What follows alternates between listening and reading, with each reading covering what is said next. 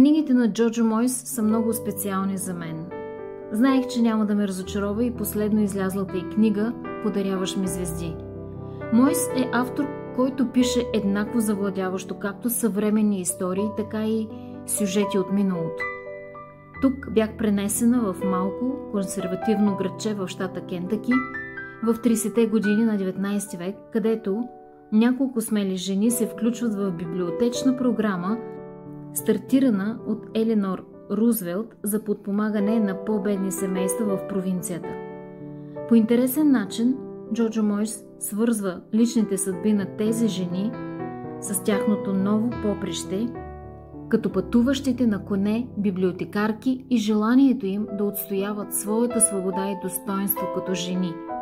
Силни, пълнокръвни персонажи, добър стил на разказа, отразяващ достоверно историческата епоха и много емоционална наситеност на отношенията между персонажите.